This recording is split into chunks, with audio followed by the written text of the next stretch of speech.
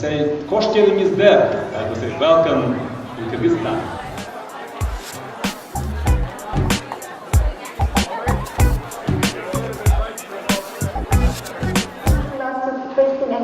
And I invite 4 different people up here on the stage for a panel discussion on GGPs, what happens before, what happens after, before the node and after the node, and what's the relevance of the GGP initiative for our GFRAS network.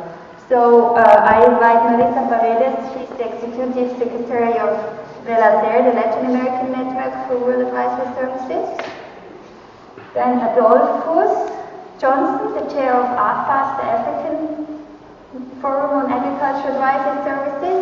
And then I also have Frederic Matras from FIO, Knowledge Management Specialist. And Ernst Bolliger, where do we have him? Consultant here. Consultant from Switzerland, who has also been working a lot in knowledge management and experience capitalization. Can we go back to that slide I wanted before? Yeah. This one, yes, please. And I will go in the middle. Maybe you can take the chairs a bit in front so that people, that we don't have, X is not hiding behind the.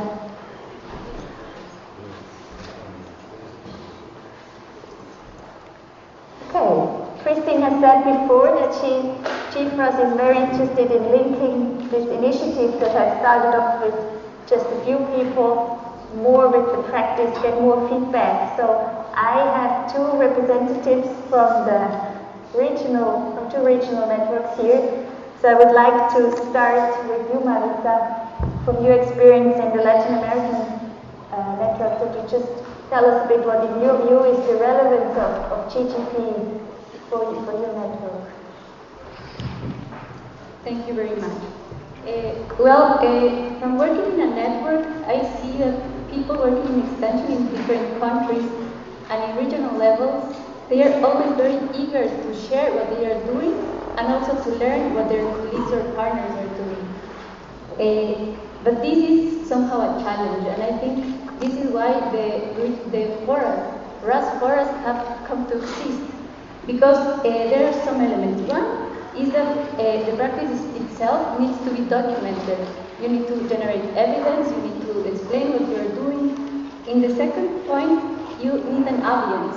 So who is the people that is going to hear this? Should I go directly to a policymaker to explain or to tell what these good practices consists about?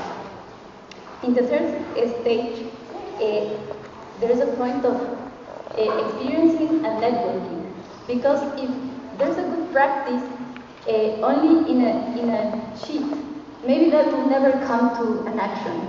You need to know the person that is really working on that, or to see the experience itself.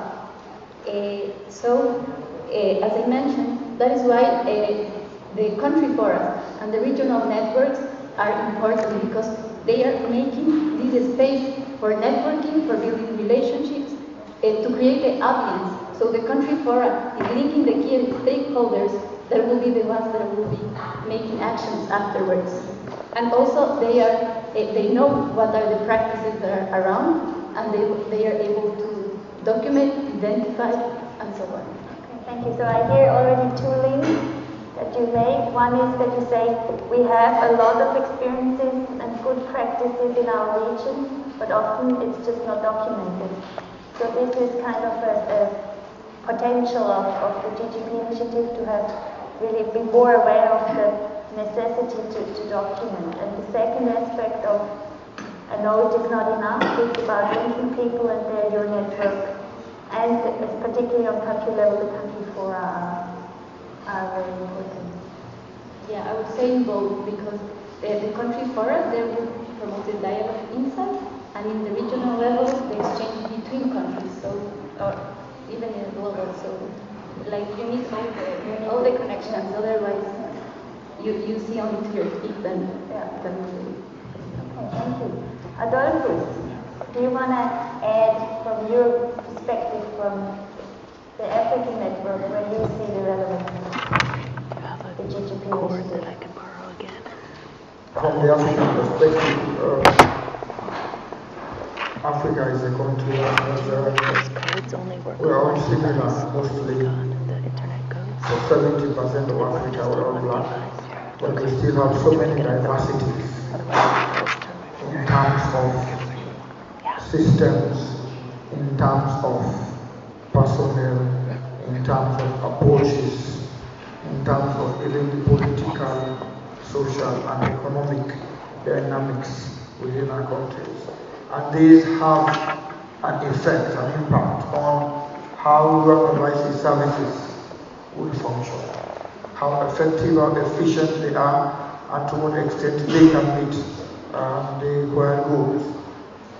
We find that various countries in Africa have GFRAS, and they are functioning at quite different levels, and they are achieving different levels of goals. So this initiative is one that would be very relevant once this information is documented and once they're shared, because not enough to share at the share fair, but we have to look at other means for this documentation to go far enough, because ICT in Africa, the internet, the websites, are not really the general things we could have, because 70% of Africa is cut off from the internet. We need to have other means by which these practices are shared right down to the grassroots level and people are able to understand. But once these good practices are shared around, it would make a very good understanding and base, a platform from which the learning would move up the next step to practice. And we'll find that there will be improvement. What GFRAS as a regional body has tried to do is to see how we can contribute to improving the effectiveness and the efficiency of rural advisory services in Africa. And these global good practices could be one way that GFRAS can work with to circulate information among its members, to see that these practices are adapted in various situations. So it's very relevant and it is timely in my view, but I think the dispersal of the practices has to be beyond just the website, beyond just the share fairs. There has to be more practical ways. The country forum have to be involved at that level, and we need to have more buy-in, because in Africa, 70% of the extension of GFRAS is public and managed by the government systems. So the actual incorporation of these practices would also have to depend on to what extent we're able to reach all these levels in Africa. But the country for a good standpoint, and I support this initiative, and I think we have to take it forward. But like the professor said, we want to make it also not so complicated. We're saying so many reviewers and reviewers and reviewers. Good practice can be very raw and not very technical at some point, but then it is a practice, so that we make room for people to come up with them. They may be very simple, they may not be very much in the cloud, but they are good practices. We open the space for more good practices to come. Thank you. Keep the microphone. Thanks a lot. So it's a question of how we get the practices to the people, and I would like to take up one question that you just said at the end. What makes a good practice a good practice? And Christine gave a definition before. I would like to ask Frederick from FAO. I know you also have a definition. What is your what makes in your view a good practice? A good practice? Okay, so before we start, maybe not giving the full definition, I would like to say yes, we do work around the concept of good practice versus other practices. Because, like my fellow panelists, we totally agree in our team at FAO. We are all very eager to share, and we are so eager to share that we tend to forget all the steps that are necessary beforehand. The sharing is crucial, it's part of the cycle. Many different aspects of sharing, many different ways, like a lot of saying. So in our team, we tend to think of this as a cycle. So we tend to also, we look at the concept of a good practice versus other practices, because not all experience are also good to share. You can't share everything, so you really have to understand where you stand in your experience, where is your practice, is it really a good practice? So the first thing that I would like to say is we don't talk about best fit, but it's exactly our same approach like Christine was saying. We talk about good practice versus best practice, because best practice tends to give the feeling that there is no further improvement. So the adaptability, the replicability potential is really not in the concept of best practice. I would say best fit from Christine and our good practice is the same. We tend to work not necessarily around a definition, but around criteria. And then this later in the boundary that we will do in the document, we will explain later. We tend also to work on the level of evidence that you have on your experience. What level of evidence, what results do you have? So we have a new concept also that our colleagues work also around, is the term promising practice. Promising practice is a future good practice, and that's also important to share. So we work on this, and all of this is gained through a process that we call experience capitalization. The process of experience capitalization will help you identify your practice. Is it an experience? Is it an innovation? Are you a bit further? Are you more toward a promising practice? Are you at the step of you've drawn so many lessons, you've repeated your cycle so many times that you've corrected your mistakes, you've re-injected the learning into your practice, and your practice is now a good practice and you can share it. So we tend to work also on this step further. So the cycle, the process of experience capitalization is really a cycle with different steps, where you will identify, you will analyze your work, and then with many tools, we work on different developing tools. You learn from your experience, you gather all your data, you draw learning, and then finally you can start gathering the data and think about what you want to share, how to put it together. Because the ultimate goal of the good practices work is really about bringing about change, improving not only your work but also so that your practice is adopted by others, adapted and adopted. That's one of the best things. So the definition, I would not say definition, more a criteria. That's what I wanted. That's very, very similar to what... Okay, good. Thanks a lot. Yeah, that's good.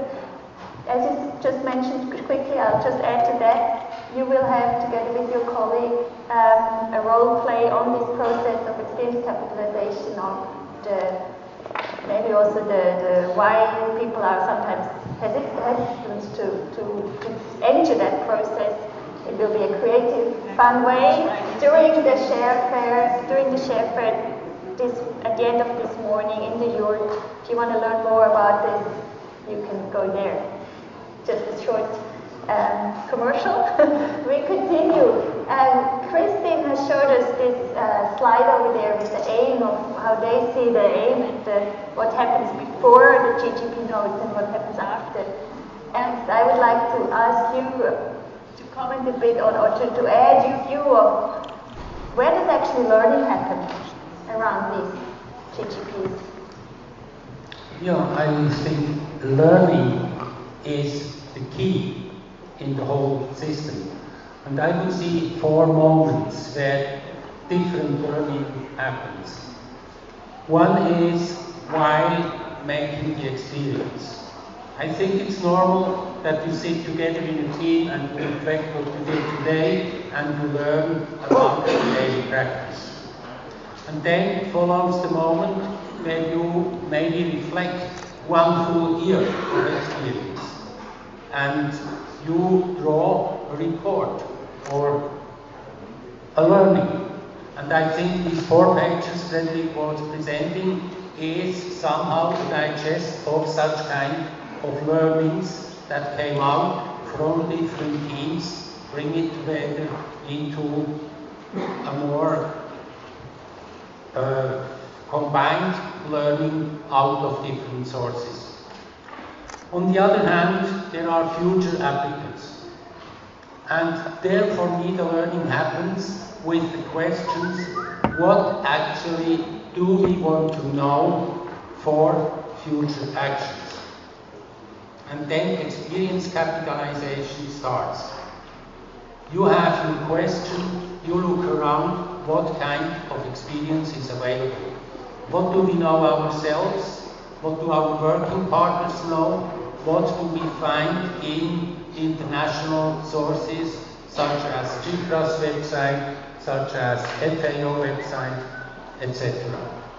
And you bring together capital, like if you want to build a house, you have first a plan, you know what you would like to build, and then you go to the bank and you look whether they have capital available they can give you. So you go to GFRAS, you look what capital is available to build your next project. And finally, moment number 4 of learning is while implementing projects, you have good practices, you try to put into practice, but you have to learn a lot while adapting it to the local conditions, as Christine also presented on one of their slides.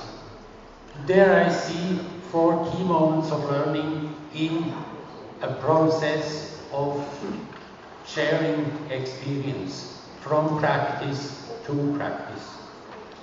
And maybe one short word, a global good practice for me is something that is globally put into practice and does good effects for the people we work for.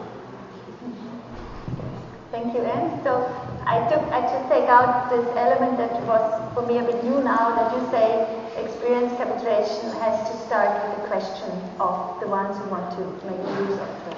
It's more a demand view than on we had nice experiences and we would just supply them. Maybe I might add, without a clear guiding question, experience capitalization does not have a good orientation, a clear way ahead. It goes in any direction.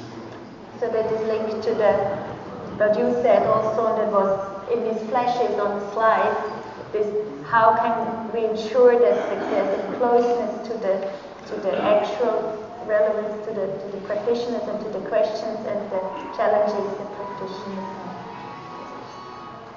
Thank you. I would like to go into some examples. I like to learn a bit now from different examples and cases and experiences you have made. And I will ask you if you have any good example where you say this was an example where we had somehow in a good way identified a good practice and we could adapt it and adopt it well in another context. Maybe Adolphus, you have an example? A good example? Successful? Yeah, in Africa, one of the biggest successes in recent time has been the battle to curb corruption in input distribution in Africa, particularly in a big border state, Nigeria. Before it was very difficult for inputs, particularly fertilizer, to reach the farmer, the end user. And when it reached, we were not even sure it was the right thing that was reaching the person. But then, with the intervention of the country forum, the Nigerian forum, NEFAS, and advocacy and influence in the public sector, the Ministry of Agriculture, they were able to chart, contribute to charting the transformation, agricultural transformation agenda in that country. And currently they have used the ICT, the e-wallet, where farmers have their vouchers and can collect fertilizers direct without going through middlemen. And this is something that it might not be global, because it might not be a problem in Europe, but it's a problem for Africa and it's significant, because over 80% of the population depends on agriculture. And one of the limiting factors to productivity is the access to enhancements like fertilizer.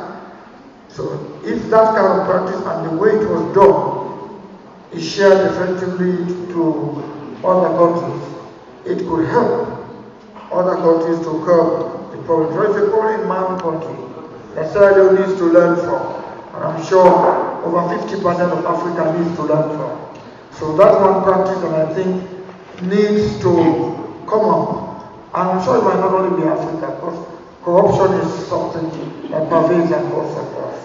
And I think the effective working between GFRAS community and the state actors, when they work together, then they can be able to address certain issues and bring about equity in terms of access to inputs for agriculture.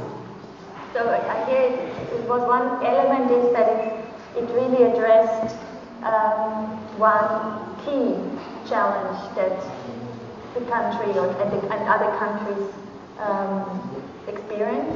Can you say a bit more, maybe what was also an element that made it a success? You mentioned the cooperation with the government. And then the ownership and buying from the stakeholders. Because a good practice, like we're talking about the waste fleet, has to deal with the environmental condition, has to deal with the end user. To what extent he's able to, like he said, the future user is able to ask, what will there be in this for me?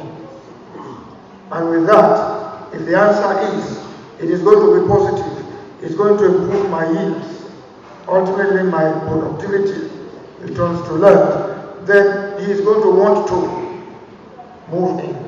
And other countries can capitalize on the experience of Nigeria. But I think when we talk about good practices, we must go in terms of the evidence, not just evidences that are a flash in the pan, but evidences that are rooted in a very good base where we have there is a buying at all levels, and that there is in the view of the end user a cost-benefit analysis.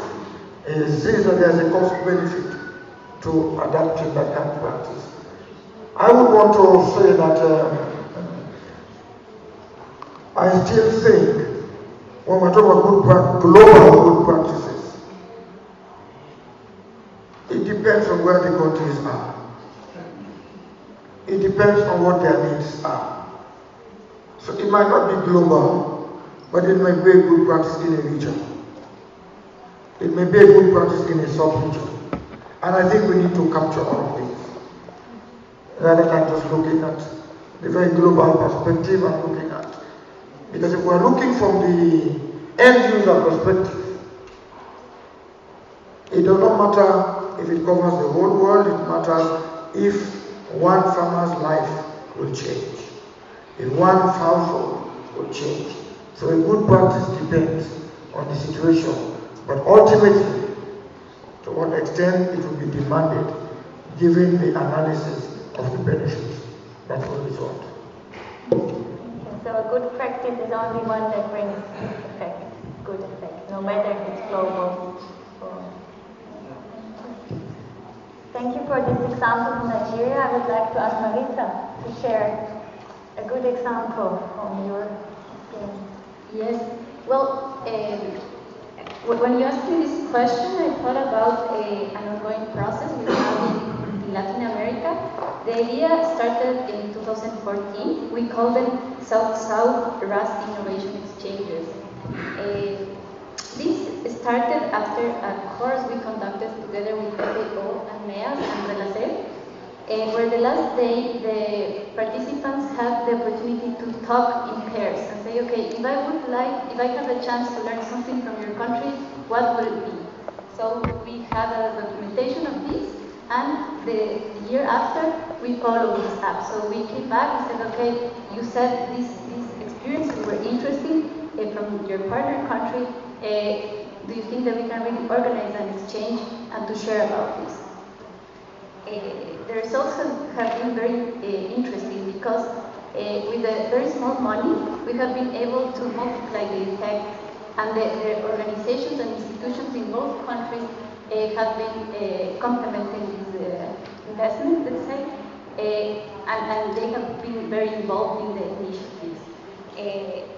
Also, we have seen that a lot of high-level policymakers have engaged in the exchanges in different ways, and the results on the topic of the exchanges are very different. So just to give you an example of one of them, there was one between the Dominican Republic and Nicaragua. The Dominican Republic said, we would like to know about extension methodologies that Nicaragua has been using because they have innovated in that way. And then with the $2,000 of the exchange, we brought two professionals from Nicaragua to the Dominican Republic. And a key element there is that the country fora of Nicaragua organized the exchange. So all the institutions sit together and plan what they will present, what was the most important information, and a lot of these institutions also complemented. So it was not only two professionals, but three. And also, as there was an international NGO there, they sent a person from Haiti to this exchange in the Dominican Republic, and we never worked before with Haiti. So then they went to the Dominican Republic. The first day they met a lot of RAS stakeholders, FAO, ICA, the ministry, etc. The next 3 days they visited producer organizations from different levels. They heard their demands, their needs. They also presented what they were doing. And in the last day, they went back to the capital and they made a forum with a broader group of stakeholders. So in that space, they discussed again what they have done, their experiences, and the results are wide. So, for example, Kathy, this university, I don't remember the name exactly, but they are now finding a way to train extensionists in the Dominican Republic after this exchange. And there are like other ideas that should follow up later that we don't know what exactly will happen, but I think this has a lot of potential. We made 6 of these exchanges, and we expect to document the experience afterwards. And I would like to highlight here the role of the country forums. In the countries that we did not have a country forum, to organize this was very, very difficult. Because then it depends on a person, that sometimes they are busy, but when you have like a group of stakeholders that is in charge of bringing this idea forward, I think you generate, in one hand, it's like a positive peer pressure somehow, because you have this offer and they kind of say, okay, let's plan something, and they start to be active in this initiative. So I think that's... Thank you. So there's this element of a longer partnership between countries or country fora to have a longer exchange, so more learning happens, and there's this kind of relationship built up. Yes, and also like this is a very good way to capture the demand, because then the stakeholders themselves, they tell you what they want to learn, and at the same time, neighbor countries, they know the reality of the other country. It's normally very similar, so the suggestions and the approaches are very good to the context, so they are down to earth when they hear it. So we have again these different levels of global, regional, we will get back to this. I hear it again and again, country fora. Don't know if everybody's aware of country fora being like sub-networks of the regional networks on country level. We will take up that issue on Thursday, because I think in many networks it's a very relevant issue. Maybe, can I ask you to something about that? What's then the relevance of the global good practice? You think there's still, we hear a lot of the potential of exchange in regions, between neighbors. Is there relevance to have global exchange of good practices, or are the contexts just too different? I learned a lot of people living in completely different contexts. And sometimes not things to copy, but things that were intriguing to me, irritating, but put into practice, reflection of the own practice, and led me to find good solutions in my context. Also, their application was somehow completely different. Maybe a quick remark, which is very close. I find there's nothing wrong about talking about global good practices, as long as each and every practice, whether it's promising or good practice, is context given. And that you have done all your learning on your practice, you've answered your questions, you've corrected your mistakes, you know your practice, and you know maybe how this can be adapted to other contexts. There's no global context as such. I think it's really a combination, integration of many different local, regional context challenges that are being addressed, and you've asked your question, why and how do they address that? You want to add something? Yeah, I would like to add, maybe it's just a simple question. Why do you do it the way you do it? That puzzled me several times, where I discovered how finally there is just a practice. We do it because we always did it like this, but in fact there is no logic, no broad reason, and that's, I think, the starting point of a very fruitful reflection of the own practice. So I hear the call here, because we are at the global meeting, I hear a bit the call to all of us to be just really open for anything that is presented, in the sense of it can be quite irritating. You could first think, oh, this has nothing to do with my practice, but to be open for that and take it to reflect your own practice, to really improve there, because that's where you can improve in your own. Let's get some more examples of experience optimization processes, learning from practices. Maybe this time I will start with Ernst. If you could share one that has not worked as well as you'd hoped for, and what we can learn from that. I knew about this question, so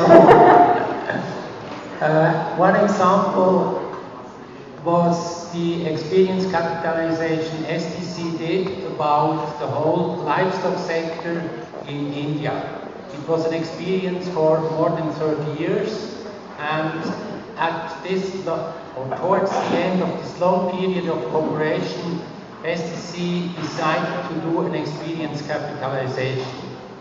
And already the authors of this capitalization brought forward a lot of useful learnings, lessons learned, a lot of convincing material, but they had the opinion probably we are a bit late with several lessons based on this long period.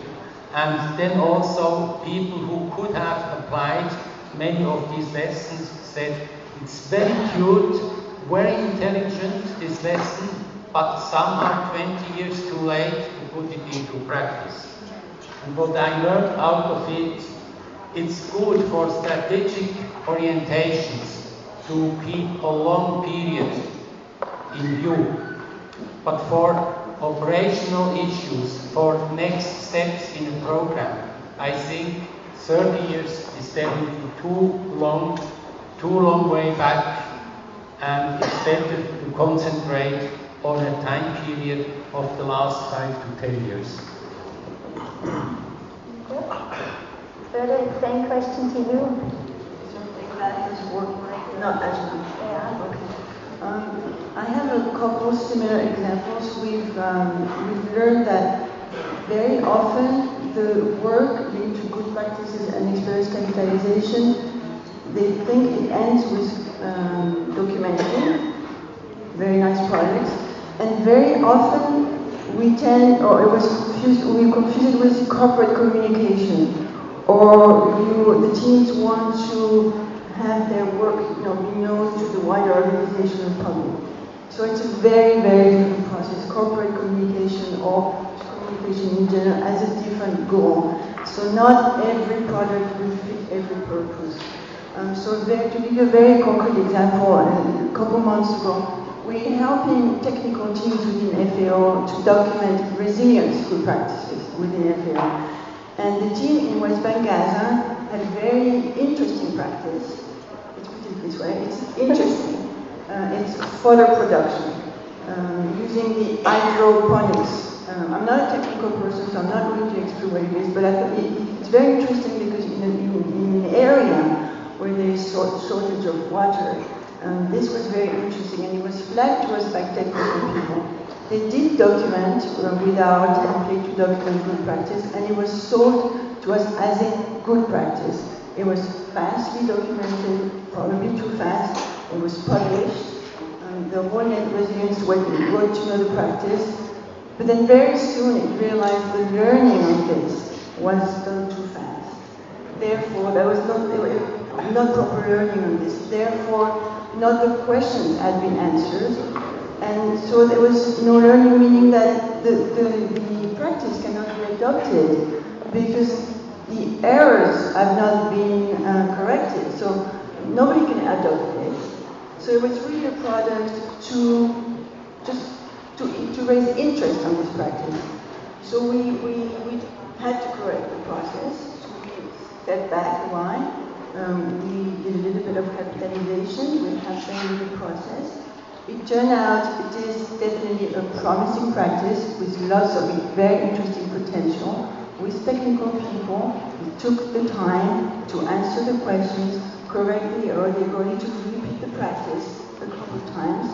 They're going to document it, and now a wider network is interested, and they're going to try to adapt this in other countries, not even the same region. So I think it's important to take the time that it takes. So the time to implement it, to do it, and to keep on asking oneself, why are we doing it this way, or could we still improve? Exactly. Why do we do it this way? Why does it answer these challenges? How can I address this context with the challenge of food insecurity? For example, the water shortage in Gaza, there's lots of other problems. So if you really want to document practically, you're not doing a glossy communication project because you want this practice to be adopted by others. You want to share your results. You want others not to repeat your mistakes. You've addressed your mistakes, and you're also not afraid of communicating your mistakes because they're very interesting for others. First of all, because we all make mistakes, so it's good to know that you're not alone. But second, most important is that you found some solutions. They're not the best, but you give ideas of potential solutions. That probably be useful for others. That's what's important about good practice. It's also not to be afraid to communicate your challenges, your constraints, and what solution can you find. It's the why. This whole process that you have to have gone through until you document, you already have to have. So it's not the what only, it's also the why and how you do that is important. Thank you. I would like to open the panel soon. Just one more question I would like to give to all four of you, and then we will open to the plenary. The question to you is what suggestions you have now to GFRAS? GFRAS being actually all of us here in the room, not only the secretariat and the groups, but everybody, in how to further develop or how to continue with this initiative. As Fredrik said, they've started off small, they're willing now to learn. What are your suggestions, recommendations, ideas you want to give? Who wants to start? Marita. Well, I think that all of us should know that we can all mention, like, this is a good practice, let's study this. I think that the important point is to know that we will own this information, and we have the capacity, or we are expected to contribute and to say what we think about it. So, as a country, or as a regional network, as a member of GFRAS, or member of a working group, you can always say it and think about it and propose and see what happens. So not wait for them to come from somewhere above, yeah, but contribute. Thank you. Who wants to? You want to? Yeah, my own view is that I would like I said, the practices, the space to be open, so that we can receive what we might not call global, but they are good practices because they have worked. Because in my view, I am very tired of experimentation with good practices, where people come in and do a project and it seems to have worked because their inputs were on it and it worked for 10 years, and when they left, there were problems. For example, the farmer field schools, well acclaimed. Practically in Africa, the farmer field schools have failed to replicate because the conditions that were required for the next set to replicate for the homegrown transfer among farmer field schools is really not as it was supposed to be, but in the times when the evidence was collected, they were working. So I would like to see what is the source of this practice, what is the ownership of this practice. These are the things that evidence has to tell us, not so much what the tangible successes at the time were, but what those intangible values that were engendered by that practice, and what are the residual benefits that will be there that will take it on. We don't want to document good practices that will die after 5 years and it is confined to history or theoretical things. We want to make sure, although yes, the content changes with time and the rest, but I want to see where does it come from and how is it owned by the end user. Let's have more focus. When you put a practice, this should be part of the criteria to know that we can continue and keep it. Thank you. So to have it really not fit into the context and really embedded and owned in the context, and to also show that when you say it's a good. Thank you. I think we all know that now these 4 pages are good practices, but this is not the final point. And I think what is important, linked to good practices, is something I learned from Robert James. All the people in this room might know who he is. Young people might ask. He once told, you must make it mystically attractive. A good practice must attract the interest of people. And somebody in this meeting asked me, how can we make sure that global good practices will be applied in practice? And my opinion is, we can't. We can't make sure. We just can make it mystically attractive. And hope that it will lead to next innovative steps in the whole process of research, of content and methodology. Very quickly, I done so far is state of the art. Now, what I would be very interested in is the next step, the sharing. So I'm not here to tell you because I'm sure you know there are many, many different ways of sharing, so it would be interesting to see and to be much down to earth with respect to answers, also that they need to find it useful. I find our good practices, if people buy in, like Adolphus was saying, if they find it useful, that's very interesting. So all the sharing aspect, we've worked a lot on all the different possibilities of sharing. Even once you have all your data, we work with theatrical producers to share the information on the good practice, so this is potential. We've worked on also knowledge share, very highly organized. We've done documents on that. Many different ways of I think the sharing so it can be adopted because there's so many good materials. So what is the next step? Okay, thank you. So I see lots of questions. Let's take. Can I have somebody going around with a microphone? There's yeah, in the back. And then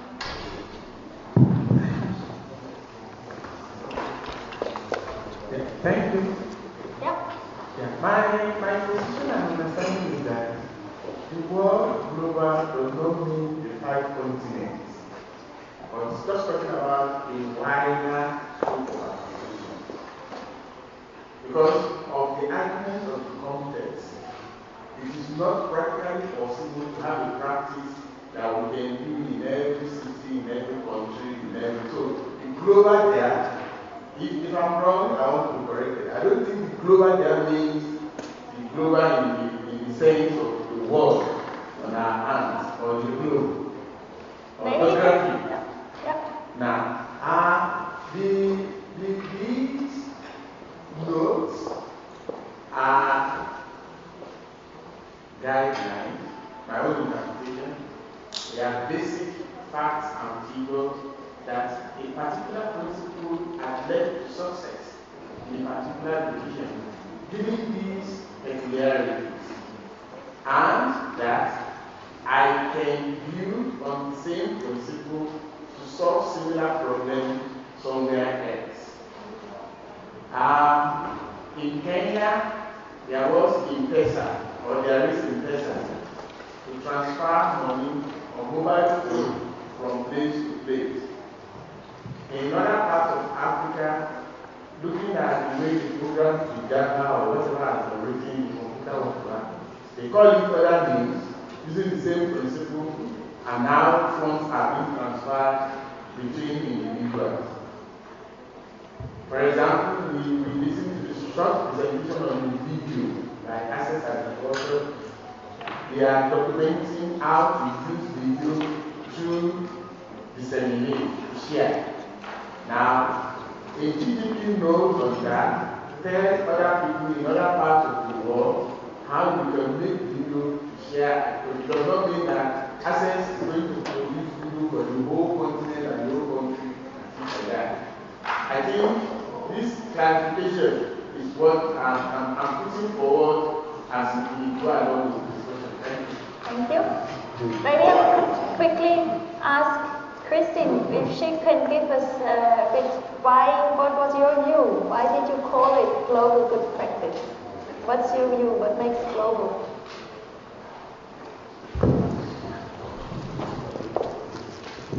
Thanks. I did actually mean to mention that in our presentation. And we said it, first of all, because it sounds nice. Global good practice. No, but also we had that discussion when we were reviewing a lot of the proposals that came in for good practices. And we said, you know what, this has only been used in one country or one region. At this point, we don't think we could call it global good practice. We want practices that can be used, adapted, modified to other conditions. So the global good practices should be something, okay, it's used in one country, but we think it can be used in other countries, or we've seen it being used in multiple countries, of course always adapted to the local conditions. So we have that global perspective where it's useful in more than just one country or one region.